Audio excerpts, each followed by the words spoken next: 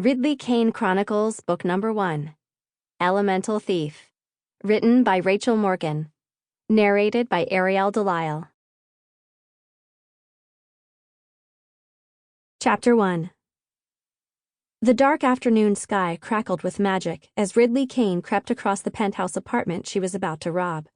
She kept her hood up and her head angled away from the cameras, hiding both her face and her distinctive white blonde hair. Years had passed since she was last at the top of Aura Tower, but not much had changed.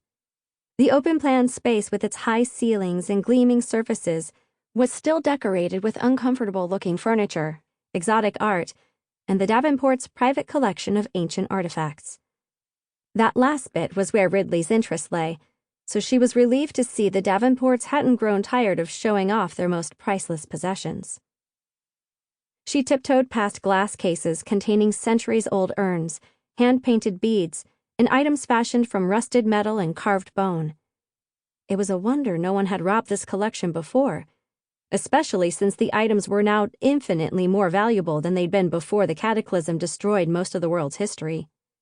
Then again, Ridley thought as she paused before a porcelain vase to breathe in the unusual scent of fresh flowers, it was probably impossible for anyone who didn't possess her exact skill set to get in and out of this apartment undetected.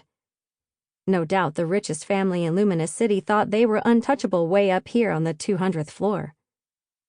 She exhaled and continued moving, marveling at how quiet it was up here. The sounds that usually accompanied her jobs, the revving of car engines, the ads on billboard screens, the buzz of scanner drones, were almost non-existent at the top of the city's tallest building. All Ridley could hear through the floor-to-ceiling windows was the wind and the faint hiss and crack of magic in the storm clouds. She turned near the grand piano, her eyes moving from one artifact to the next, some familiar, others new to her, as she searched for one in particular. Her gaze skimmed across a coffee table, a rug, and up to the paintings on the opposite wall. And finally, she spotted it. On a pedestal positioned between two paintings stood a solid gold figurine with a ring of tiny green stones around its neck. It was enclosed within a glass box, but that was no problem for Ridley. She headed straight for it, wondering how much time would pass before the Davenports noticed it was... At the sound of a lock clicking, Ridley froze. Her gaze snapped toward the pair of entrance doors. Then, without hesitating a moment longer, she darted forward and slipped around the corner into the passageway that led to the bedrooms. Her heart thumped uncomfortably as she pictured the door swinging open. A moment later, they closed. Someone muttered something in a voice too quiet for Ridley to tell whether the owner was male or female. She knew what the muttering was about, though. A shrill beep should have pierced the air the moment the door opened, but Ridley had disabled the apartment's entire security system as soon as she'd arrived, and so the newcomer was greeted by silence.